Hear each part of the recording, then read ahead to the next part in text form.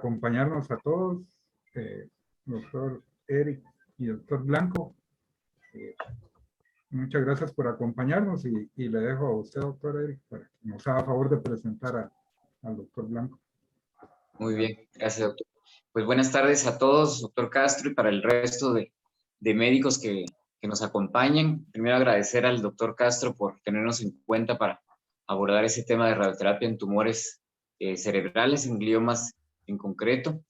Hoy tenemos la fortuna de contar con la participación y el apoyo del doctor Alejandro Blanco, que ya enseguida lo presento, quien aceptó gustosamente pues, abordar el tema que hoy vamos a tratar y aportar sus conocimientos y aportar su gran experiencia en radioterapia de tumores cerebrales. Así que muchas gracias, doctor Blanco, por aceptar esta invitación, por darnos este tiempo y por compartir pues su conocimiento y la experiencia amplia que usted tiene en estos tumores.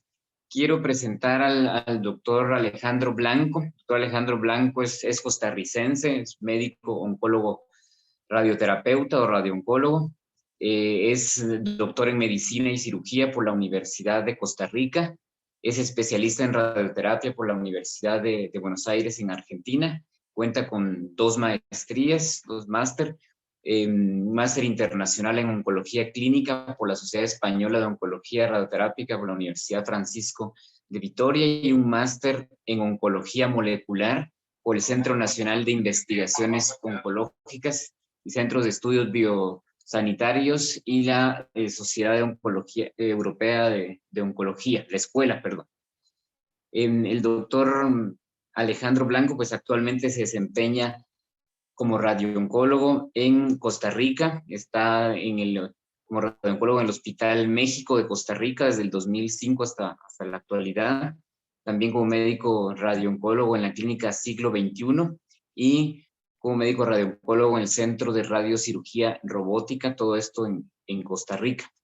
Así que tiene una amplia trayectoria y mucha experiencia que pues hoy él aceptó compartir con nosotros. Doctor Blanco, pues, lo dejo en el uso de la palabra y nuevamente muchas gracias por estar con nosotros.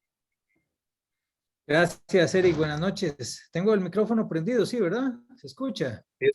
Sí. Buenísimo. Vamos a presentar nuevamente. Gracias por la presentación y bueno, por supuesto por la invitación. Cuando Eric me pidió que compartiera con ustedes, una de las cosas que quería compartir es precisamente eso que he puesto ahí en el título, cómo pasar de 10 a 5 fracciones. Y finalmente yo creo que esto es una alternativa real. Estos son los centros donde yo trabajo y Eric compartía con ustedes. Trabajo en la Seguridad Social en el Hospital México. Es un centro de radiaciones muy grande. Tenemos en San José el único público. Actualmente tenemos 5 aceleradores lineales y está poniendo su 6º acelerador lineal. Es aquí donde he podido formar la mayor parte de mi experiencia porque desde el año 2010 trabajamos en lo que nosotros le llamamos unidades funcionales, que es que entendiendo lo complejo que se va desarrollando la oncología, pues nos dividimos para tratar de acuerdo inicialmente a las afinidades y necesidades del servicio. Y desde hace 11 años me dedico principalmente a tratar tumores de cerebro. Lo otro que hago muy a menudo son tumores digestivos y por supuesto cáncer de mama. En los 2 centros privados que son los que están abajo, que es el Centro de Radiocirugía Robótica y la Clínica Siglo XXI, pues complemento mi práctica privada. En el Centro de Radiocirugía Robótica tenemos 350 pacientes tratados en 2 años y medio que les hemos hecho radiocirugía y el 90% de ellos son tumores de cerebro. Entonces hemos ido pudiendo formar alguna experiencia en todos estos años que espero poder transmitir en un mensaje claro con lo que hemos conversado hoy. Lo primero que tengo que decir es que pues, los gliomas es una enfermedad súper compleja. Empezó siendo algo relativamente sencillo hace unos 15 años y cada vez es más compleja, como este artista lo lo trató de plasmar en el arte. Este es nuestro enemigo principal. Así se ve un glioblastoma multiforme. Ahí podemos ver el infiltrado inflamatorio que hay, las células neoplásicas, que son esas grandes, la necrosis en empalizada, la formación de vasos, feración. Y este es nuestro enemigo, así se ve. En un gráfico, pues podemos entender que los tumores, desde hace ratillo, entendemos que no están compuestos solo de células neoplásicas. En realidad estos tumores son heterogéneos y están compuestos por muchos tipos de células. Y para dividirlo de una manera fácil, tenemos una población celular que está alterada, que es mutada, que es la neoplásica, y una población que tiene un genoma que no está mutado. Y esto es lo que llamamos hoy microambiente. Y el microambiente tumoral está compuesto por varios tipos de células. Ahí les puse algunas. Y finalmente es muy importante porque se ha ido entendiendo, sobre todo en glioblastomas, cómo interaccionan, cómo se comunican con estas células normales y específicamente las neuronas o los astrocitos para favorecer los patrones de migración. Y es un fenómeno súper complejo que vamos apenas empezando a conocer. Este tipo de tumores ha venido sufriendo múltiples actualizaciones y cambios. La última actualización está por ser publicada y esa publicación que les presento ahí de hace poquitos meses es un resumen de la nueva publicación de la OMS. La OMS acaba de lanzar una publicación en la que incluye cambios importantísimos. Entonces, se dividen de acuerdo a su morfología, entonces en estirpe y grados histológicos. También la podemos dividir por topografía. Está dentro del cerebro, fuera del cerebro, en los ventrículos, qué relación tienen con los ventrículos. Lo último y más moderno es la genética y además por características clínicas. Las imágenes que les presento ahí son imágenes propias de nuestro servicio. La imagen superior es de la ATRX y ahí lo que vemos es una inmunohistoquímica. La imagen es pequeñita, pero espero que lo puedan ver. Todos esos núcleos color chocolate es el depósito de esta proteína que normalmente está en el núcleo. Entonces, si tenemos proteína en el núcleo, quiere decir que la proteína está.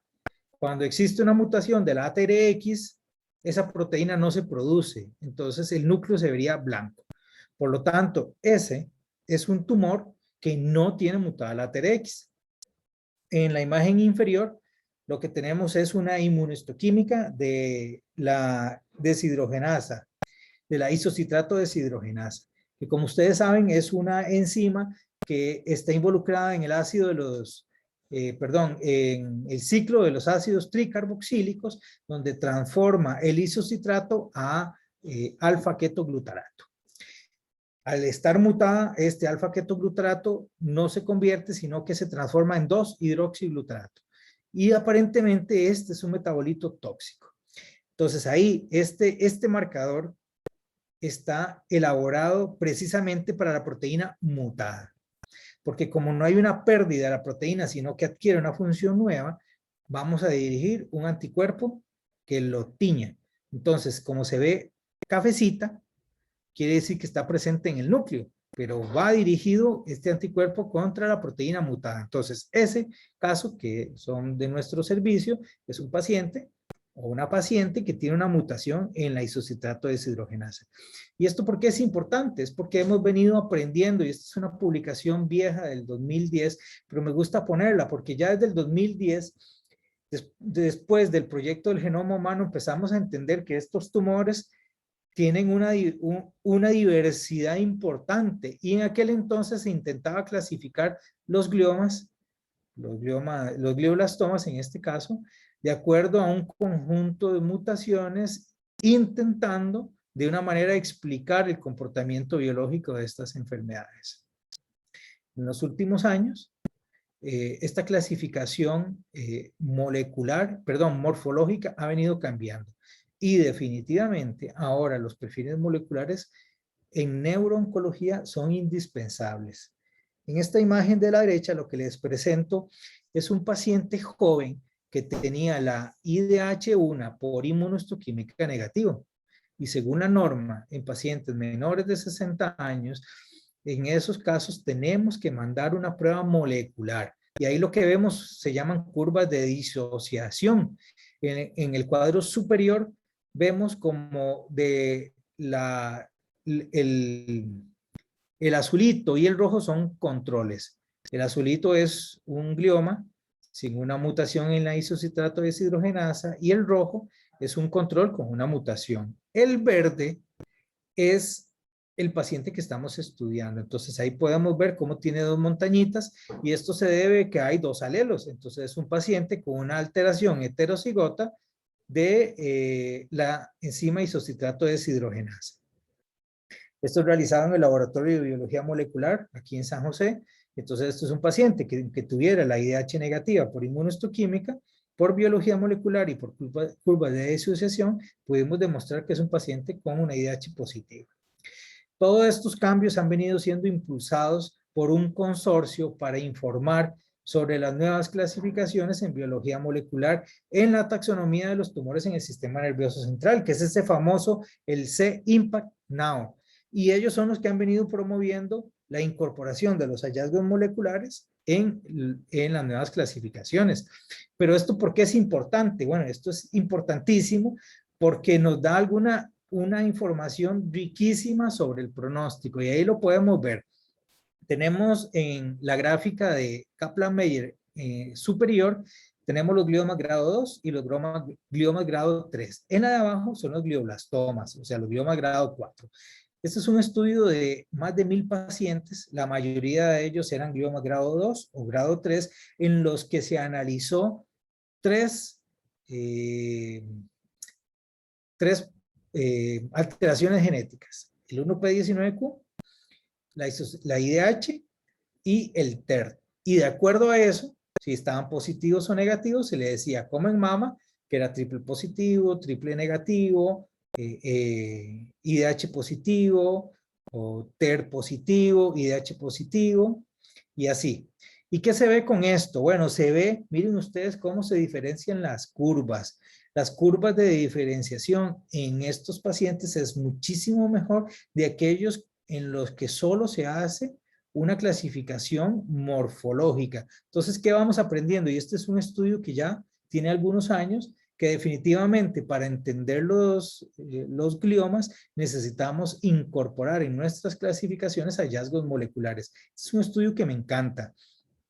Es un estudio realizado por gente pesadísima en patología y en biología molecular y que son los mismos que trabajan en este grupo, el C-Impact. Ellos hacen un análisis de un poco menos de 100 pacientes. Entonces, en la esquina y en el gráfico A, lo que vemos son las curvas de Kaplan-Meier, o sea, de supervivencia de pacientes que fueron clasificados desde una perspectiva morfológica en astrocitoma grado 3, perdón, grado 2, grado 3 y glioblastomas. Todos ellos tenían la mutación presente de la IDH. En el gráfico de la derecha vemos que otros factores influencian este pronóstico de los pacientes y aquí se les estudió un locus que se llama CDKN2A y B. Este es el locus que participa en la producción de la enzima P14 y P16 que está regulando el ciclo celular. Entonces, aquellos pacientes, todos IDH, tenemos un glioma grado 2, grado 3 o un glioblastoma, todos IDH positivos. Si le hacemos el análisis por FISH del CDK N2A, los pacientes que tienen alterada o mutada este locus son pacientes que van a tener una expectativa de vida muy diferente. Y miren ustedes cómo se separan las curvas, de tal manera que agregamos en aquellos pacientes con una IDH mutada un factor pronóstico importantísimo. Y nada más quiero que vean ustedes la curvita azul de los dos anaplásicos. Vean ustedes que aquellos mutados, todos IDH mutados y que no tienen la mutación en este locus que les acabo de enseñar, tienen una supervivencia mucho mayor. Pero vean ustedes la línea punteada azul. pacientes con IDH positivo, que suponemos que todos son de buen pronóstico, pero con la delesión de la CDK N2A, son pacientes que tienen una expectativa de vida y un comportamiento evolutivo igual que los glioblastomas. Entonces, así de importante es la clasificación y esto nos va a ayudar a seleccionar mejor nuestras poblaciones para tratamiento. Por último, y como ejemplo, el estudio CANON. Esta es el segundo análisis interino que se realizó en el CANON. El CANON es un estudio que se realizó en pacientes que no presentaban la codeleción del 1P19Q. En otras palabras, astrocitomas. Todos los astrocitomas. Es un estudio que evaluó la radioterapia sola, la radioterapia concomitante con temozolomida, la radioterapia concomitante con temozolomida y temozolomida adyuvancia, o sea, como la plataforma de STUP, o aquellos pacientes radioterapia sola y después quimioterapia con temozolomida adyuvante. ¿Y qué vemos ahí? Bueno, el análisis, y para resumir los resultados del CANON, demostró que no había una ventaja en la supervivencia ni el periodo libre de progresión en aquellos pacientes que realizaron la quimioterapia concomitante. Entonces eso lo vamos dejando de lado. Pero se encuentra un beneficio en aquellos pacientes, estamos hablando de los no mutados 1P19Q, o sea, astrocitomas, pero aquellos pacientes que realizan una adyuvancia con temozolomida sí se encuentra un beneficio muy importante. Prácticamente duplica la supervivencia en esos pacientes, pasa de 80 meses a 40 meses y lo vemos en el gráfico de la derecha.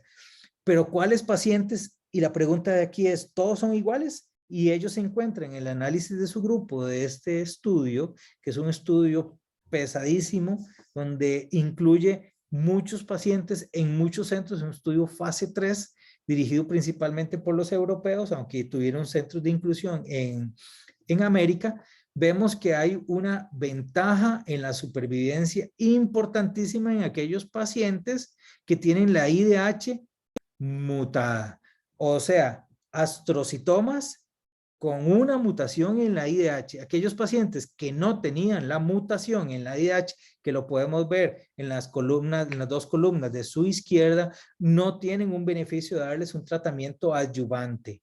Entonces, esto es importantísimo porque podemos hablar de una mejora en el pronóstico y este es uno de los primeros indicios de un marcador predictivo para respuesta a un tratamiento.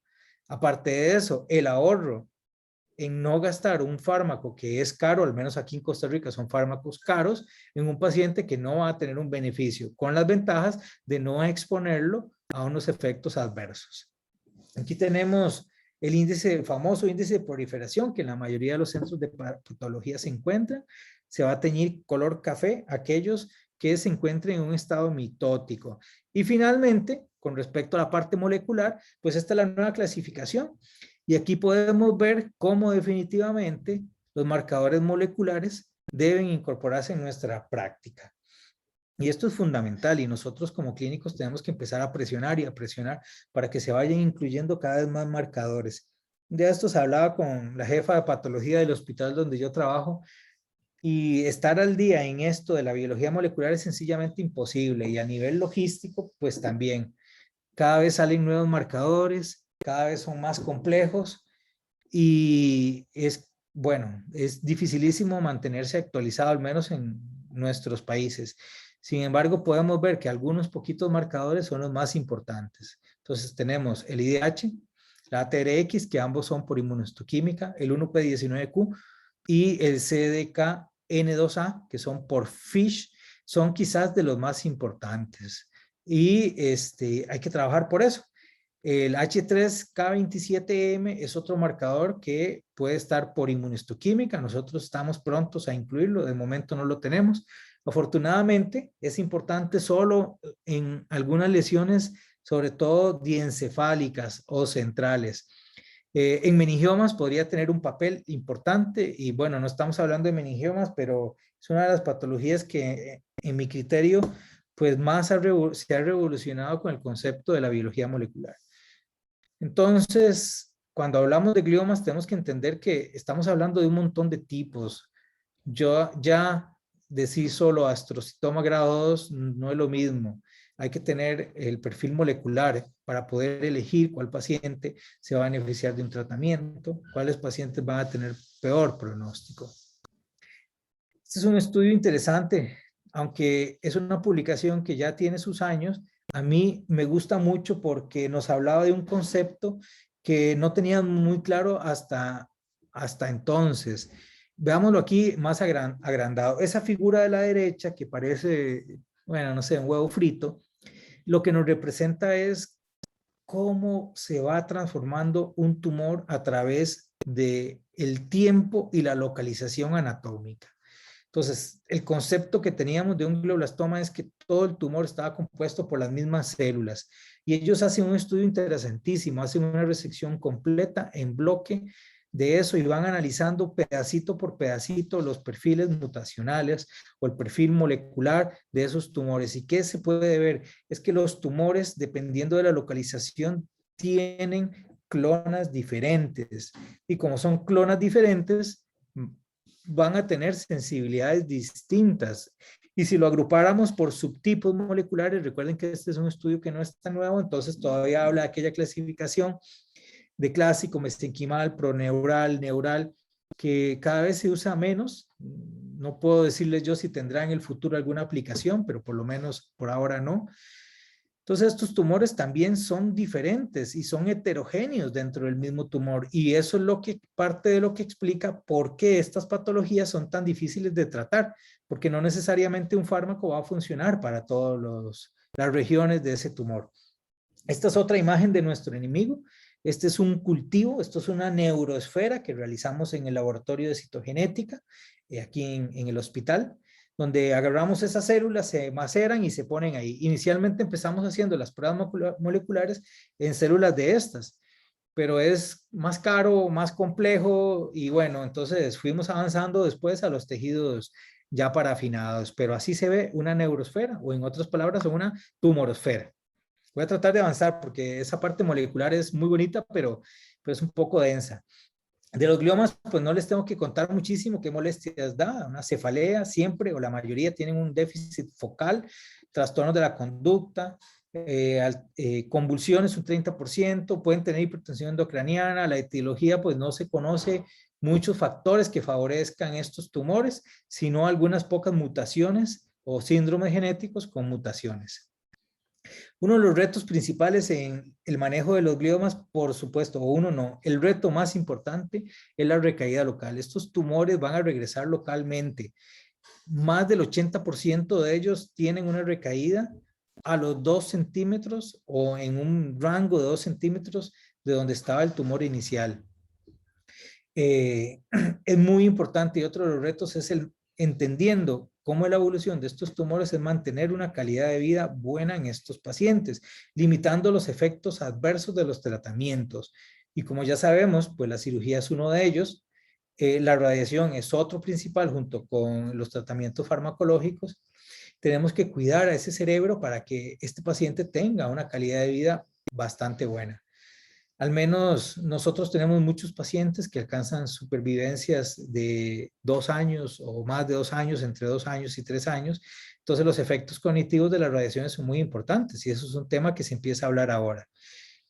Si tenemos la facilidad de poder, nosotros todos los tumores gliales o todos los cerebros los tratamos con técnicas de intensidad modulada, es muy importante y una charla aparte es cómo intentar preservar un estado cognitivo bueno en estos pacientes. Y una de las cosas que podemos hacer es la preservación de los hipocampos.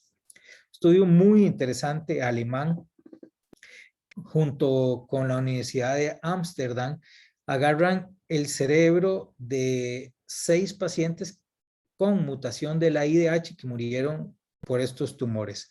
Lo que ustedes pueden ver ahí en gris es el tumor central y los puntos negros que ustedes ven ahí representan los sitios de ese cerebro donde pudieron encontrar células tumorales marcadas con la mutación de la IDH. Entonces, el tamaño representa la cantidad de células. Entonces, estamos hablando de un problema local, o sea, una recaída local, pero una enfermedad difusa. Podemos ver sitios que no nos hubiéramos imaginado que están llenos de células tumorales. Y ya sabemos que todos los gliomas utilizan esos tractos de la sustancia blanca como supercarreteras para enviar células tumorales a otras partes del cerebro. Entonces, no es solamente una enfermedad local, en realidad es una enfermedad difusa y este es un ejemplo muy bonito.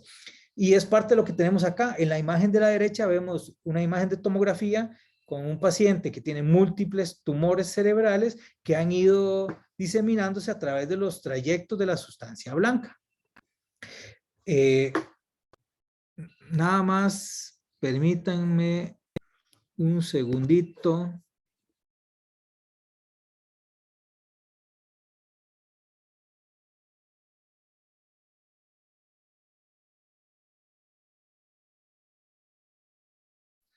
Bueno, vamos, perdonen la interrupción, pero estoy en casa y tengo 2 hijos y ya saben cómo son los hijos, ni qué les voy a decir.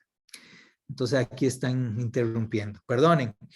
Entonces, este es otro estudio súper bonito, acaba de ser publicado ahora en julio y a mí me pareció algo increíblemente llamativo. Entonces, ¿qué tenemos ahí? Tenemos una caracterización de la respuesta inmunológica sistémica en pacientes con tumores cerebrales IDH mutantes. ¿Y qué se encontró aquí? Se encontró que los tumores gliales con IDH mutada, aunque tienen un mejor pronóstico, son pacientes que tienen una respuesta inmunogénica suprimida local y sistémicamente. Y esto es algo que es como que le abre los ojos a uno y siempre nos hemos enfocado en que las enfermedades de cerebro se quedan en el cerebro y no producen nada en el cuerpo, pues ya sabemos que no. Miren ustedes en la gráfica de la derecha podemos ver cómo se altera el infiltrado celular y la cantidad el patrón de la infiltración inmunogénica en los tumores y en el cuerpo. Ellos producen exosomas que son como unas vesículas que liberan al torrente sanguíneo y esto produce un balance alterado en aquellos pacientes con mutación de la IDH. Entonces dejamos de pensar en una enfermedad local y tenemos que empezar a ver esto como una enfermedad sistémica. Para ir entrando en tema del manejo, pues ya ustedes lo conocen, el manejo de los gliomas en general, todos ellos requieren un procedimiento quirúrgico. Esta es una cirugía realizada en el hospital donde yo trabajo. Ahí los pacientes con lesiones en áreas elocuentes, como lo muestra la imagen, se operan despiertos con un mapeo cortical para determinar los sitios donde se puede realizar una resección segura, entre comillas, ¿no? Nunca es seguro una resección en el cerebro. O tenemos la radioterapia, la quimioterapia. En los últimos años tenemos los campos magnéticos cerebrales o podemos dar un tratamiento paliativo a este paciente o la combinación de las terapias. Esta imagen es del 2017 del astro, que el astro es como, perdón, es como hablar del asco en oncología clínica, pero en radioterapia. Es del 2017, pero poco ha cambiado. Como ustedes pueden ver ahí, desde los 70, donde se hacían holocráneos, hasta el año 2017, bueno, 2005, que se demostró con la plataforma de STUP la utilización del tratamiento, pero de ahí para acá se han hecho relativamente pocos avances. Y estamos como en una etapa de conocimiento de nuestro enemigo para determinar cuáles nuevos blancos podemos dirigir. Y yo tengo mucha fe en los hallazgos moleculares y en las terapias dirigidas. Y creo que esa será la solución en los próximos años. Entonces, la radioterapia es una técnica de tratamiento que utilizamos radiaciones ionizantes. Estas las medimos o las dosificamos en Grace. Los esquemas de radiaciones pueden ser una sesión única, una semana o varias semanas de tratamiento. Para encontrar un punto dentro del cerebro utilizamos unas referencias que se llaman estereotaxia. Esto lo hacemos a través de coordenadas externas que podemos juntar en la planificación de los casos cuando hacemos en 3 dimensiones, o sea, con una tomografía. Para nosotros las imágenes son indispensables porque con esto podemos dirigir, o lo que yo le explico a los pacientes, después de construir el mapa, que es la simulación, podemos dirigir los disparos a un área que queremos tratar. ¿Cómo dirigimos la radiación? Bueno, en el mundo todavía no hay un claro consenso de cómo debemos dirigir esta radiación, o en otras palabras, ¿cuál es el mejor blanco? Los norteamericanos lo hacen de una manera, los europeos de otra.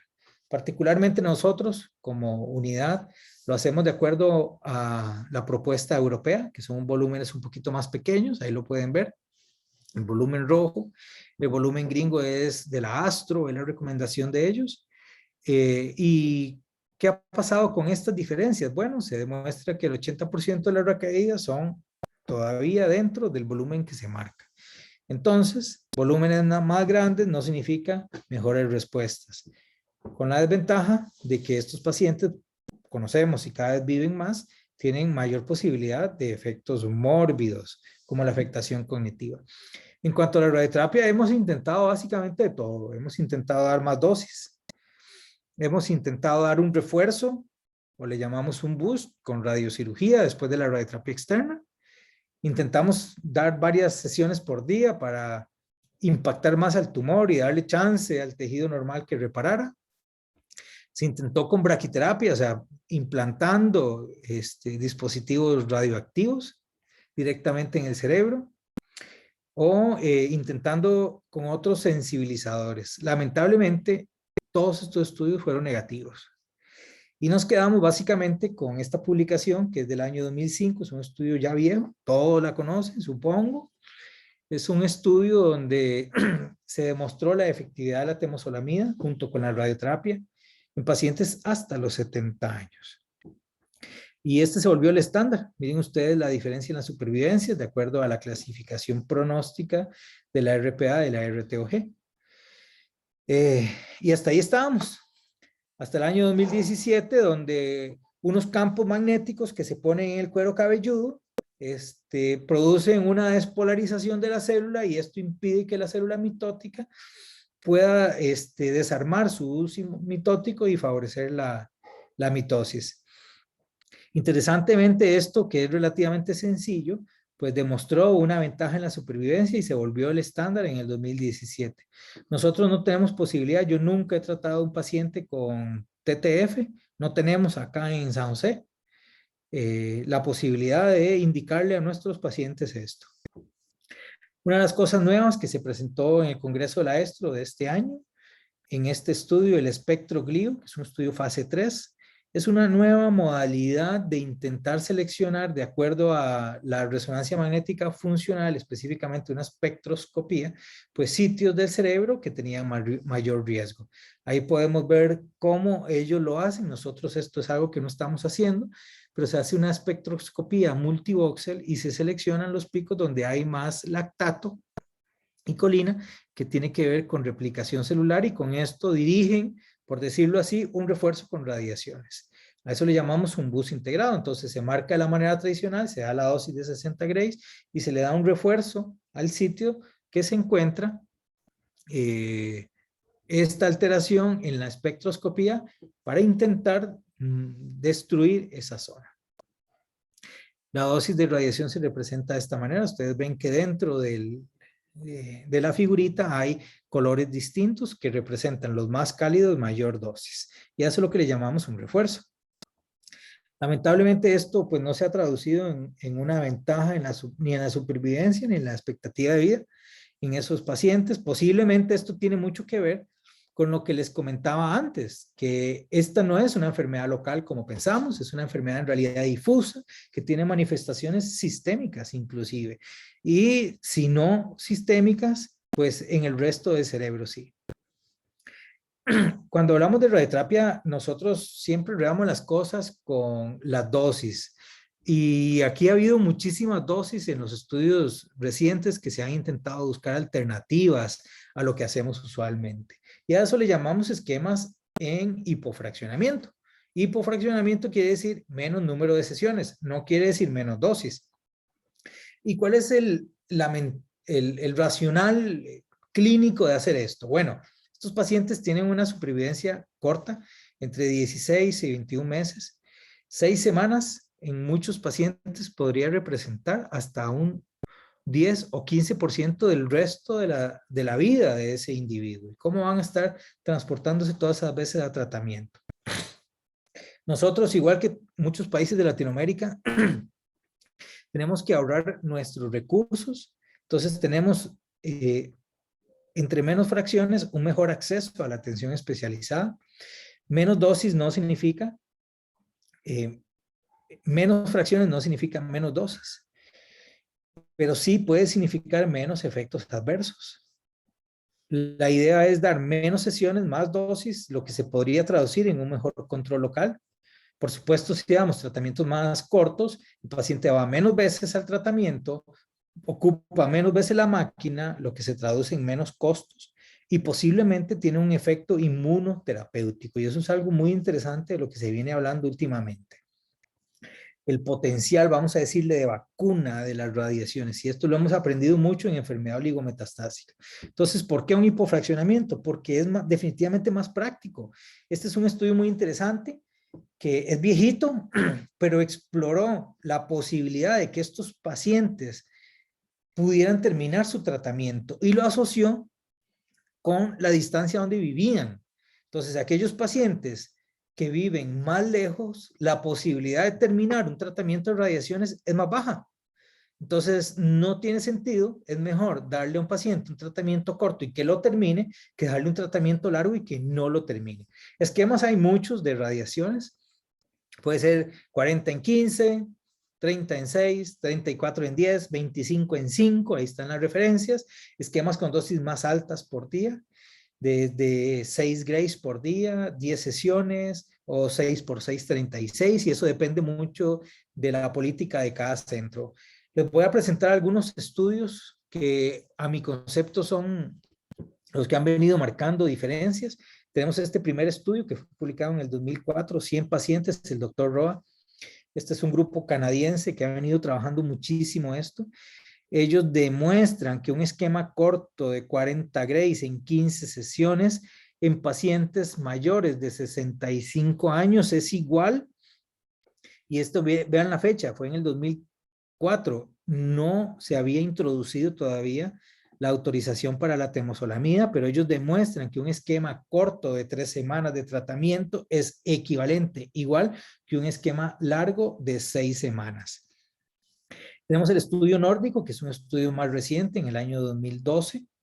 En este estudio, con 291 pacientes, todos los pacientes tenían más de 60 años y se comparó 60 grays en 30 fracciones, 34 grays en 10 fracciones, o sea, 3.4 grays por sesión, o solo la temozolomida. ¿Y qué encuentran ellos? Pues que los pacientes que realizaron el esquema largo de 60 grays en 30 fracciones, más bien vivieron menos, o al menos no hubo una diferencia significativa con los pacientes que realizaron esquemas cortos.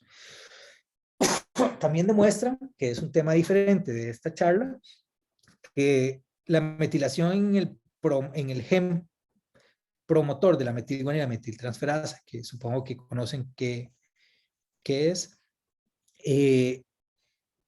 predice para una mejor supervivencia en pacientes con temozolomida, y este hallazgo es independiente de la radioterapia. O sea, si el paciente está metilado, va a vivir mejor si le dan quimioterapia, pero además eso no se refleja en un cambio con la radioterapia. O sea, los pacientes con o sin metilación tienen un beneficio de los esquemas cortos. El doctor Roa, en el 2015, realiza un nuevo estudio. Recuerden que este es un grupo canadiense y en Canadá la medicina es social, entonces importa mucho el número de fracciones por paciente. Finalmente, los aceleradores, lo que tenemos que medirlos no es cuántos pacientes puedo tratar, sino cuántas fracciones tengo para tratar pacientes, y hay que distribuirlas. En este estudio que le llaman el ROA2, con 98 pacientes, ellos demuestran que un esquema corto, ya tomando como estándar el esquema corto de 15 fracciones, ahora lo comparan con uno de 5 fracciones. Eso sí, en pacientes añosos, más de 65 años, no hay una diferencia en la supervivencia. Entonces vamos llegando a 5 fracciones. Este es el estudio del doctor Roa y el doctor Perry. Es conocido como el estudio de Perry, que se publicó en el 2017. Recuerden que el estudio de Roa inicial en el 4 no contemplaba la quimioterapia porque no se había aprobado. Entonces, en este estudio utilizan el mismo esquema de tratamiento de 40 grays en 15 fracciones contra el de 60 grays en 30 fracciones y lo comparan. A todos los pacientes les dieron quimioterapia concomitante durante sus 15 días, del día 1 hasta la finalización de la quimioterapia, y después recibieron la quimioterapia adyuvante. Todos los pacientes mayores de 65 años con un estado funcional bueno, y ellos demuestran que hay una ventaja o no hay una diferencia significativa en aquellos pacientes que realizan el esquema corto de 15 sesiones con la quimioterapia con respecto a aquellos que realizaron el esquema de acuerdo a la plataforma STUP tradicional. Entonces se valida acá en este grupo de pacientes.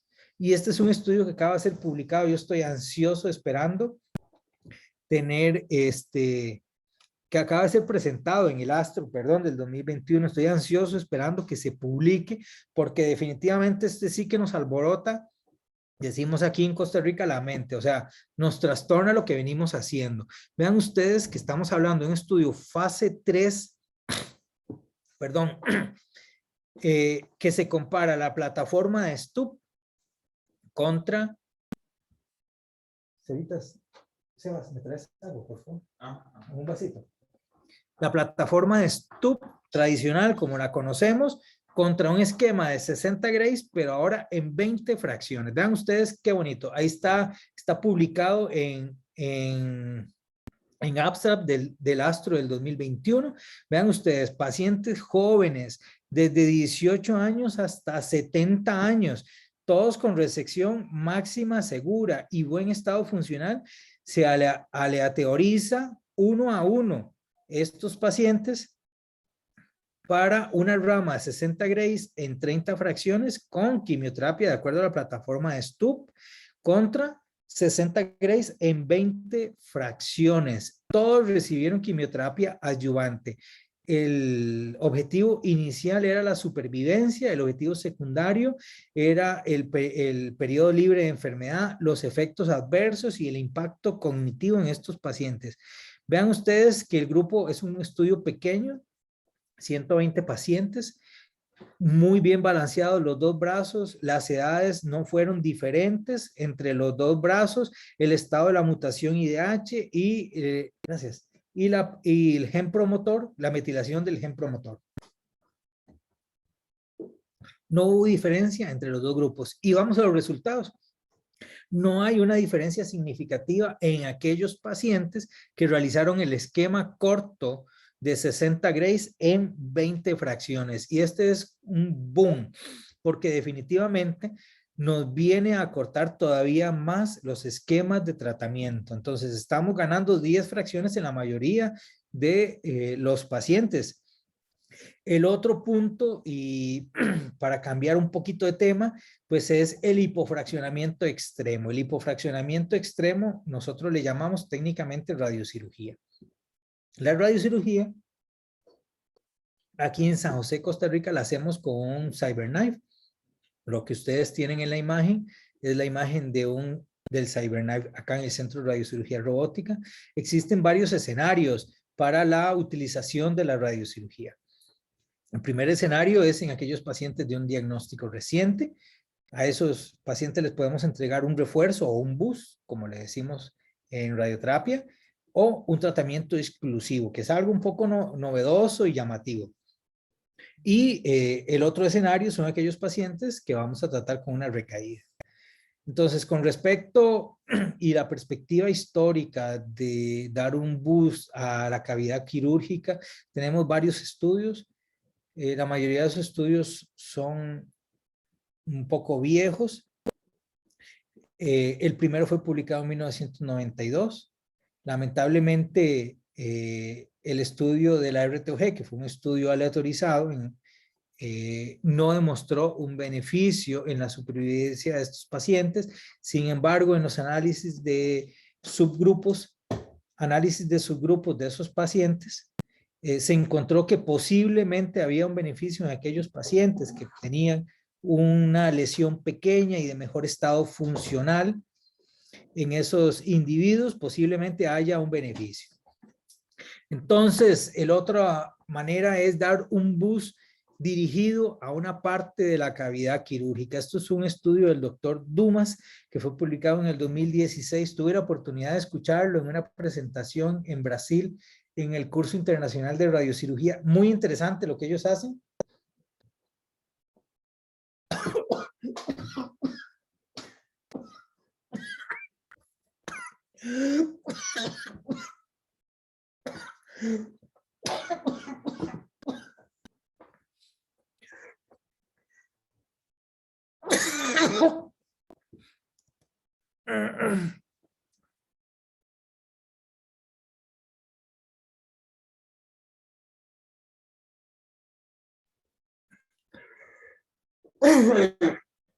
Uy, perdón.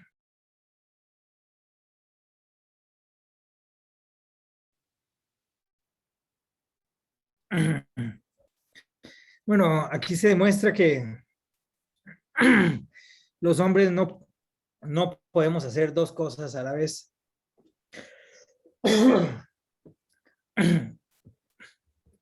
En Brasil se presentó este estudio muy interesante de lo que hacen ellos, partiendo del racional, que los gliomas pueden extenderse a través de los tractos de la sustancia blanca.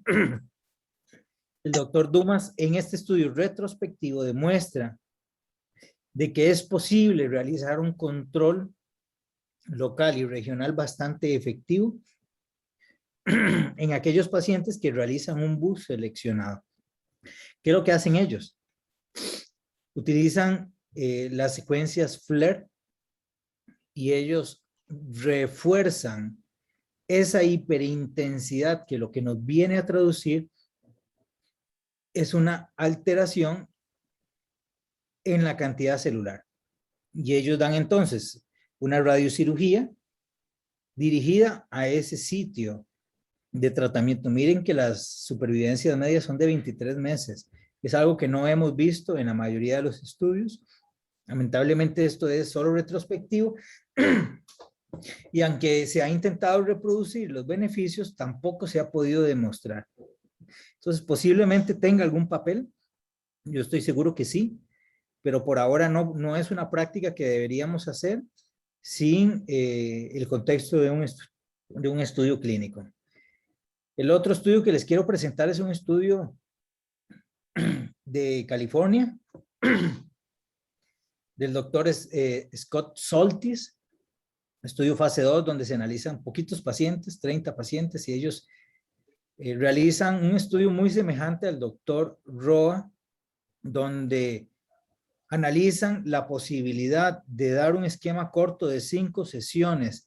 Sin embargo, la diferencia con ellos es que suben la dosis muchísimo más que el doctor Roa.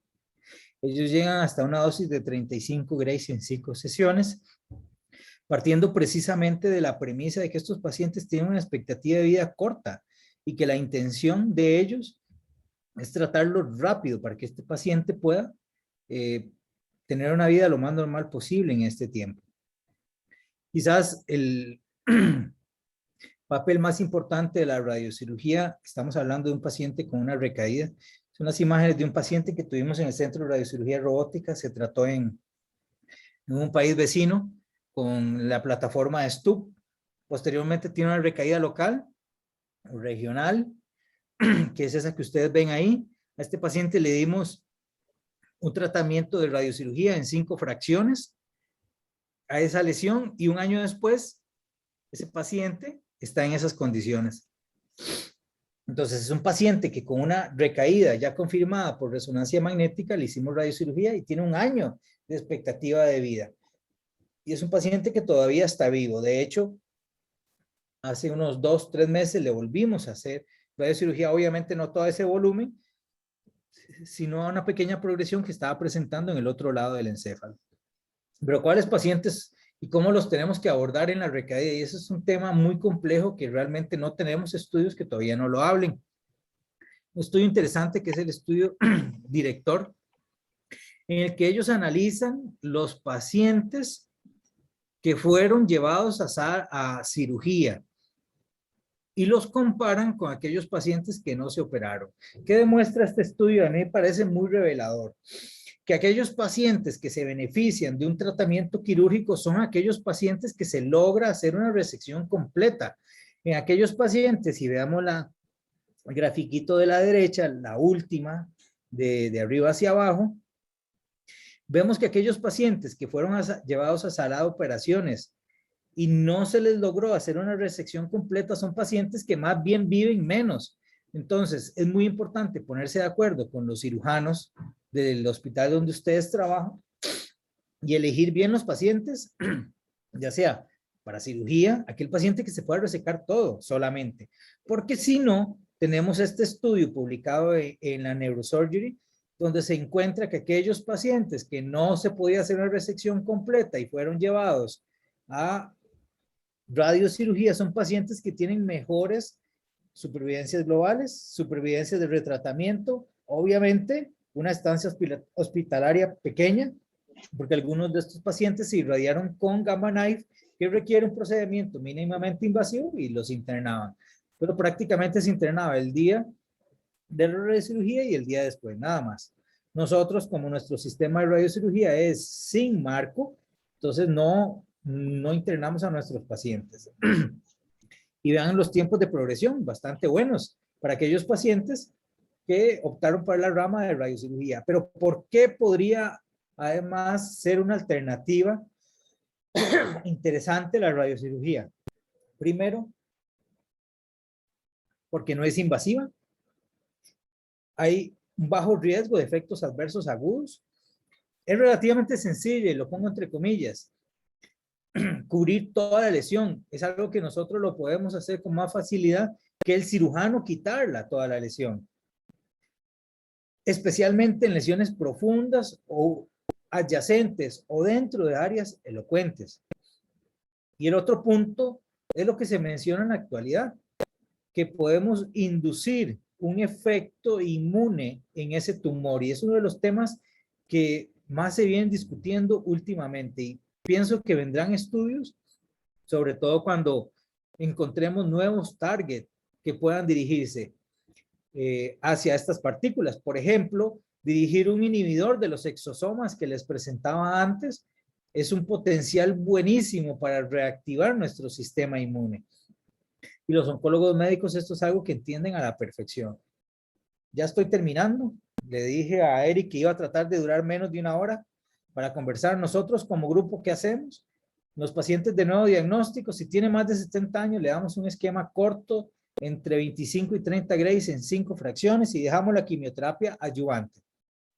Si el paciente tiene entre 60 y 69 años, le damos 42 grays en 15 fracciones, como el estudio de ROA o el estudio de Perry, que se da concomitante, y la quimio adyuvante.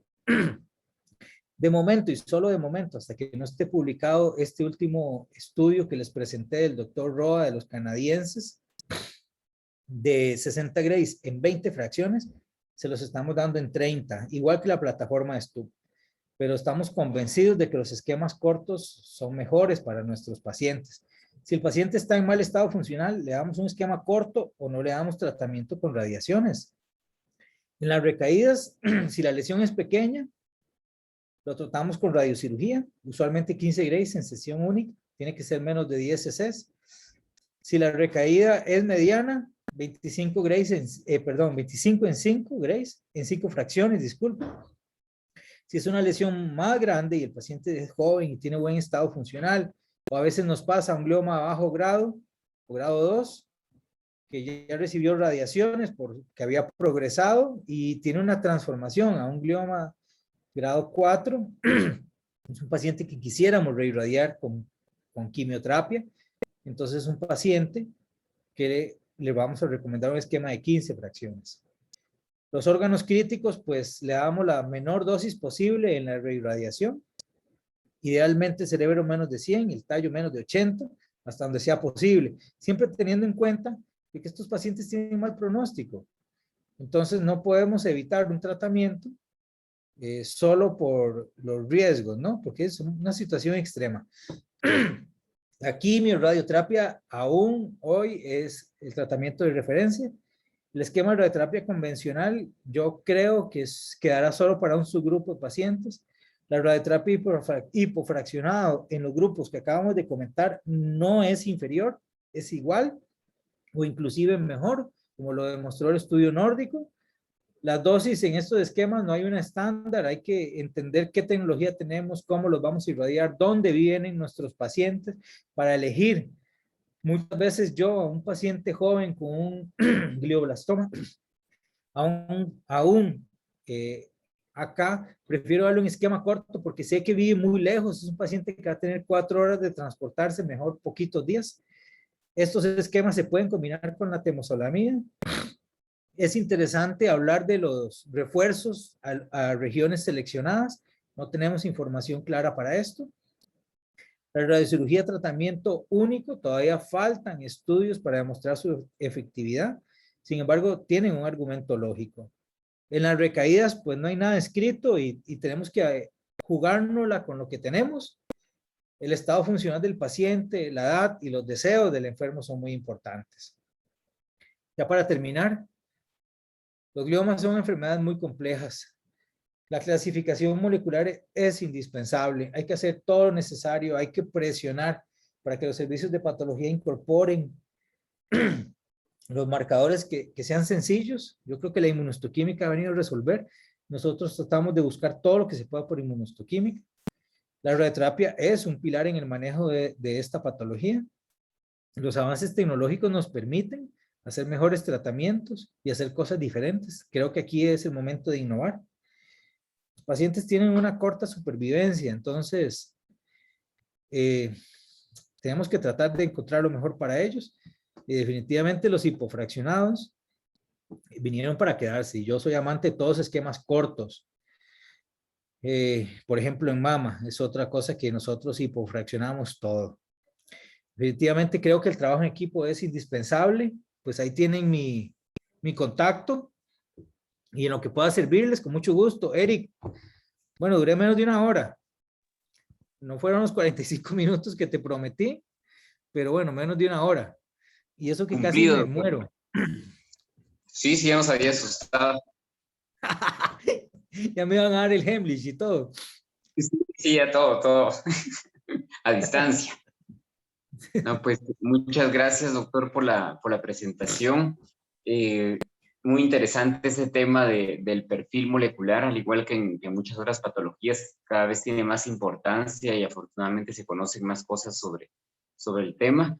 Y al igual que el hipofraccionamiento, como usted lo mencionaba ahora, y quisiera yo agregar un par de palabras sobre esto, el hipofraccionamiento es algo que desde hace mucho se conoce, pero que en la actualidad, con los mayores conocimientos que se tienen de las enfermedades y con las mejores tecnologías con las que contamos en radioterapia, hemos visto mejores resultados, incluso en muchas patologías, y como usted ya lo mencionó, hipofraccionamiento se está haciendo desde hace mucho tiempo en mama, en recto, en próstata, en vejiga, y ahora con la pandemia vino a tener muchos más datos, se van a conocer en las proximidades, me parece, de tiempo, y en cerebro pues no es la excepción. Los hipofraccionamientos, en especial en esta patología, que como usted bien lo dijo, son tumores que históricamente han tenido supervivencias cortas, entonces no está bien que dentro de su año de supervivencia que se tenía antes, mes y medio pasen en radioterapia. Entonces, eso de los hipofraccionamientos, como también usted lo mencionaba, aparte del beneficio que tiene para el paciente, para el centro que lo trate, también la probabilidad de que haya una mejor respuesta por las dosis mayores que se entregan en cada fracción de tratamiento. Quizás comentar un poco también sobre la importancia que tienen nuestros colegas, los oncólogos clínicos, que es con quienes estamos hoy, por el acompañamiento que nos deben de dar en la concomitancia, porque ya no es lo mismo en la concomitancia en 30 sesiones, que ha sido lo tradicional en glioblastomas o en gliomas en general, y los hipofraccionamientos, que por ahí también debe haber algún ajuste en la concomitancia en la que nos deberíamos de poner de acuerdo para que ellos conozcan el tiempo en el que pensamos tratar al paciente y que ellos readecúen sus dosis y la concomitancia y la adyuvancia que reciben los pacientes. Y por último, el tema también importante de las recaídas, creo que cada vez las vamos a ver más, ya que en Guatemala también las estamos viendo más. esto por los avances que ha habido en cirugía, en tratamientos sistémicos y bueno, en radioterapia también, y cada vez vamos a ver más recaídas y debemos estar preparados para abordarlos, y la radiocirugía, como usted bien nos dijo, es una opción bastante buena y conveniente para estos pacientes. Así que muchas gracias, doctor. No sé si hay algún otro comentario, doctor Castro, o doctores que nos acompañen.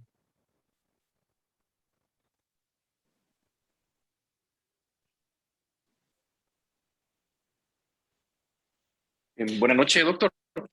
Mi nombre es Luis Orellana, residente de oncología médica. Habló en cuanto a las resecciones incompletas y a las biopsias, que sí había diferencia en el caso de usar radiocirugía, pero al menos a lo que tenemos acceso nosotros en la institución, en el Seguro Social, no tenemos la radiocirugía. Entonces, en los pacientes que tienen resección incompleta, que son la gran mayoría, o que tienen biopsia, sí hay diferencia en sobrevida global y recurrencias. El hecho de no tener resección completa, o es igual que en radiocirugía. Sí, ¿qué tal, Luis? Buenas noches.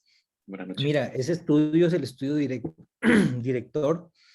Es un estudio donde se aborda el problema de la recaída en gliomas. O sea, estamos hablando de un contexto de un paciente que tiene una recaída. Entonces aquí, y esto nosotros tampoco tenemos un acceso tan sencillo a la radiocirugía, al menos no en todos los casos. Nosotros lo que hacemos es que, bueno, trabajamos por unidades donde nos reunimos con los neurocirujanos, los oncólogos médicos, medicina paliativa, neuropsicología, neuropsicología y psicooncología, y además psiconeurología, bueno, todos ellos. Y discutimos las posibilidades con el cirujano de una resección completa. En recaída, si esta posibilidad de resección completa no es buena, son pacientes que lo matriculamos a una reirradiación. Estos pacientes tampoco pueden esperar mucho para una radiocirugía, que a veces es uno de los problemas que tenemos acá. Los pacientes en la seguridad social tienen que esperar, y en esta patología no lo hacemos. No tenemos la opción de hacerlo tan rápido. No podemos esperar. Pues son pacientes que los vamos a matricular a una reirradiación con IMRT, que es lo que tenemos nosotros para cerebro, y si no existe la posibilidad de resección completa, va directo a una reirradiación. La reirradiación, el estudio no evalúa el beneficio de la radiocirugía en recaída, sino este otro que sigue por acá. Pero es un estudio retrospectivo, tampoco podríamos decir que tiene que ser la norma. Nosotros lo que hacemos es que a todos los reirradiamos si el estado funcional lo permite. Si la lesión es grandecita, usamos 15 sesiones. Si es una lesión medianita, 25 Grays en 5, y algunos excepcionales que les podemos hacer radiocirugía. El punto es, si se puede resecar todo, se reseca todo y después se reirradia. Si el paciente no se puede resecar todo, entonces no lo operen, porque si no, tenemos el riesgo de que el paciente quede peor, se deteriora la calidad de vida del paciente y no puede recibir un tratamiento de radiaciones complementario. Entonces creo que todos ganan, porque de todo modo la cirugía es cara, internar a un paciente es caro, hay que hacerle resonancia, tomografía, consume un montón de recursos. Entonces en una sesión multidisciplinaria, si el cirujano te puede decir, mira, yo no lo puedo quitar todo, entonces no lo lleven a una resección subtotal. No hay un beneficio. Y es un paciente que se lo mandan a Eric y le puede hacer una reirradiación con IMRT, bajo esos dos esquemas que son también muy usados. No sé si te respondo. Adelante, adelante. Sí, doctor, muchas gracias. Doctor Luis, ahí te robo un minuto, ahí te interrumpo. Aprovecho este tema que usted tocó, doctor Blanco. Si ustedes han tratado al paciente que recayó, si lo han tratado con hipofraccionamiento, digamos, en 15 sesiones, y recae y no es candidato a hacer una radiocirugía, ¿lo vuelven a tratar en el mismo hipofraccionamiento? Sí, le damos 25 en 5. Todos los gliomas van a recaer, todos. Sí. Entonces, cada vez más le explicamos al paciente que estas son peleas de más de un round, y el paciente tiene que saber, más de un round puede ser 2 cirugías, 2 radiaciones, y bueno, ese que te presenté ahí, de esas imágenes, ese paciente tiene 3 tratamientos de radiaciones. las imágenes del video. Digo, obviamente estamos hablando de un caso que no es el grueso de los casos. O sea, lamentablemente la mayoría de los pacientes no viven tanto como este paciente que tiene dos irradiaciones. Pero los pacientes que les hacemos 25 en 5 y progresan, es un paciente que le volvemos a ofrecer 25 en 5. Se lo volvemos a ofrecer. Sin Ajá. ningún temor. Ujú. Gracias, Doc. Yo me voy a adelantar en lo que se animan los muchachos a preguntar. Pero, ¿al cuánto tiempo aconsejan después de la cirugía radiar al paciente? Que ese es uno de los aspectos que siempre discutimos, porque el neurocirujano ya lo quiere mandar a radiar a la semana. Uh-huh. ¿Cuál es el Bueno, tiempo aconsejable? sí, hay un estudio muy interesante. Ahorita, honestamente, no me recuerdo quién lo publicó, pero hace más o menos como un año fue publicado un estudio donde se analizan los intervalos de tratamiento y ellos se analizan los pacientes que se irradian entre 2 y 4 semanas, aquellos pacientes que se irradian entre 4 y 6 semanas y aquellos que se irradian en más de 6 semanas. Y lo que demostró es que los pacientes que se irradian en más de 6 semanas tienen un riesgo de progresión más alto. Pero en aquellos pacientes que se irradian entre 2 y 4, no tienen una diferencia en aquellos que se irradian entre 4 y 6 semanas. Entonces nosotros aquí en el país, que bueno, a veces nos cuesta con toda honestidad ver el paciente a tiempo de irradiarlo en ese intervalo, nuestra meta es irradiarlo antes de la 6ª semana. Esa es nuestra meta. Y es lo que tratamos, de irradiarlo antes de la 6ª semana. Irradiarlo antes no hay un beneficio demostrado. O sea, y el concepto teórico es que estos tumores crecen rapidísimo. Y eso es algo que a veces vemos, que pacientes llegan a las 4 semanas y ya tienen tumor nuevo. Pero no se ha demostrado, al menos teóricamente, un beneficio en empezar los pacientes menos de 4 semanas de tratamiento. Entonces, al menos les damos 4 semanas para que haya una buena proceso de cicatrización de las heridas quirúrgicas. El otro tema importantísimo es cómo se comporta la cavidad quirúrgica durante el transradioterapia. Y ahora, sobre todo, nosotros no lo tenemos disponible, pero sobre todo en los centros donde hacen la radioterapia guiada por imágenes con resonancia magnética, ellos encuentran que sí, que definitivamente hay cambios en el lecho o en esa cavidad quirúrgica durante la radioterapia. Esa podría ser, haciendo una hipótesis, una de las razones de por qué estos pacientes progresan algunos más rápido. Quizás tengan un cambio muy importante en la cavidad quirúrgica y le estamos cerrando al blanco porque no sabíamos que esa cavidad cambia durante el tratamiento. Es un tema interesante que veremos, estas nuevas tecnologías que tienen incorporado en vez de un combin, una resonancia. Bueno, veremos qué nos enseña eso. Pero entonces, para concretar, no hay una ventaja en empezar menos de 4 semanas. Más de 6, nadie lo recomienda, pero menos de 4 no hay un beneficio, por lo menos demostrado. Gracias. Buenas noches, doctor. Perdone. Entonces, digamos, el que va a crecer rápidamente, aunque iniciemos la radioterapia, va a tener igual el mismo comportamiento. Y sí, igual. Así que esto es algo, todavía no conocemos por qué. Posiblemente por la cantidad de tumor residual que haya quedado, eso es un factor.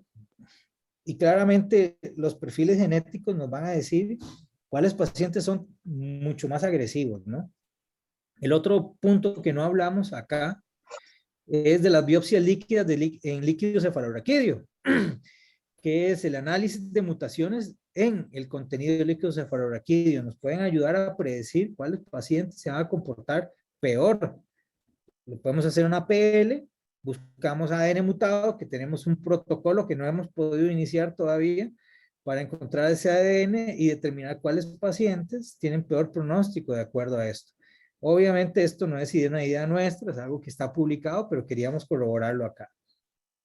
Pero sí, el paciente que va a tener una conducta más agresiva, pues lo va a tener aunque empecemos antes el tratamiento. Muchas gracias, doctor. Gusto. Doctor Blanco, muy buenas noches. Hola, buenas noches.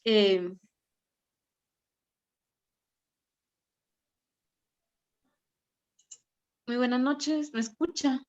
Sí, te escucho perfectamente. Karim, se te corta un poquillo, nada más. Ah, sí, doctor. Ok.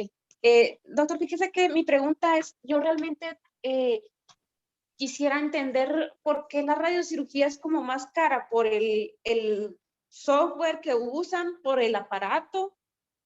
¿No le saldría como mucho mejor realizar radiocirugía si el fraccionamiento es mucho más, es mucho menor? Bueno, es algo económico, ¿no? Como tenemos 6 aceleradores lineales, bueno, 7, y solo un CyberKnife para hacer radiocirugía, pues es algo como económico. Hay poca oferta y más demanda, entonces los precios son más altos. En un sentido práctico, me parece que la radiocirugía debería ser una alternativa mucho más barata o menos onerosa porque son pocas fracciones. La logística de irradiar un paciente con radiocirugía es más sencilla porque es un paciente que viene menos veces, también a tratamiento. El centro de radiocirugía robótica es privado, entonces es algo que me ponen el precio ellos. Entonces es más algo económico que digamos médico. Es algo de disponibilidad. Si tuviéramos 3, 4 máquinas para hacer radiocirugía, los precios se van a venir abajo de fijo y más pacientes se podrían beneficiar del recurso, pero solo tenemos una, entonces, bueno, eso condiciona los precios. Okay. Uh-huh. Gracias, doctor. Mucho gusto.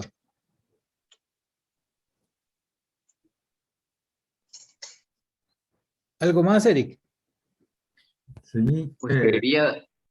la última, ahí, y han encontrado, ustedes tendrán como esa estadística de los glioblastomas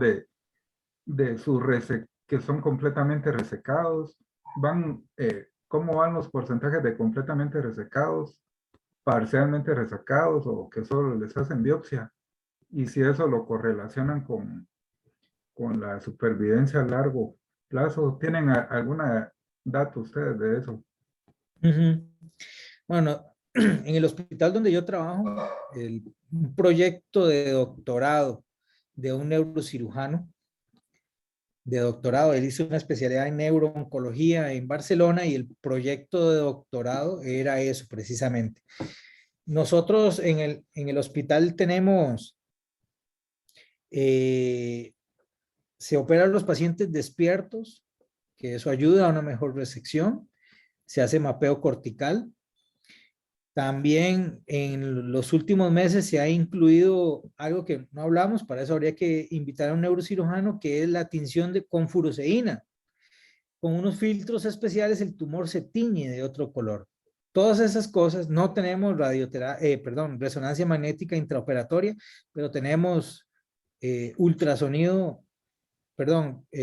aspirador ultrasónico y además ultrasonido intraoperatorio. Entonces todo eso ayuda. Este proyecto de tesis del doctor Esquivel Miranda demuestra que los pacientes que tienen resecciones mayores del 90% son pacientes que tienen una mejor supervivencia. Esto es como describir el agua tibia, ¿no? Porque ya se había descrito hace rato, pero por lo menos se hizo en nuestro centro.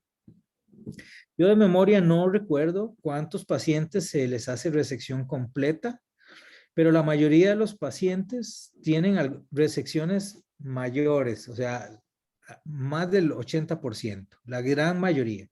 Los pacientes que tienen resecciones subtotales son aquellos que tienen lesiones diencefálicas en tálamo, cuerpo calloso o definitivamente en regiones elocuentes. Entonces no es tan frecuente. Yo no estoy muy habituado a que me venga un paciente con la mayoría del tumor. Cuando a mí me llega un paciente y tiene una lesión tumoral grande, lo primero que hago es hablar con el neurocirujano y ver si lo puede resecar. En general, por lo menos el equipo quirúrgico del hospital donde yo trabajo es súper agresivo. Entonces, muchas veces operan al paciente otra vez. Me llega, le digo, mira, tiene tumor otra vez. Pasó algo, el paciente duró 2 meses en llegar a radioterapia y lo vuelven a operar. Entonces, es muy importante la comunicación con los cirujanos y la confianza que tengamos con ellos. Yo tengo que decir que soy afortunado porque el equipo quirúrgico es muy bueno, es realmente bueno y es gente con la que podemos hablar. Ese es el otro punto. Podemos discutir y llegar a acuerdos. Entonces, no puedo decir las estadísticas, sé que las hay, las podría compartir. Le puedo pedir al doctor Esquivel que me permita compartir el material de la tesis, que es una tesis muy buena. Como les digo, fue el trabajo de graduación para un doctorado. Y ahí conocer un poquito de la información del centro donde yo trabajo. No es del país, sino del centro. Pues gracias. Eso era todo.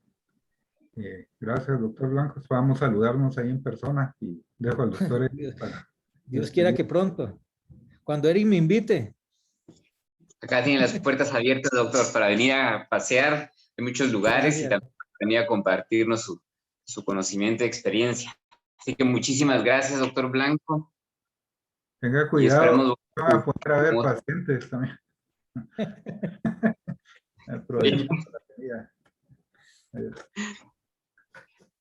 bueno, muchísimas gracias. Buenas noches y un honor compartir con ustedes las veces que gusten y para servirles. Muchas gracias, doctor. Esperamos coincidir pronto y volver a saludarnos. Cuídense mucho. Buenas noches a todos. Gracias por la atención. Chao. Buenas noches, gracias, doctor. Feliz noche. Buenas noches. Gracias. Gracias, doctor Castro, por la invitación. Gracias como siempre por su colaboración y lo vamos a seguir molestando a ellos. Con mucho gusto, doctor. Es un privilegio y con mucho gusto. Ahí estoy a las órdenes. Que pasen buena noche. Buenas noches. Buenas noches a todos. Nos vemos mañana.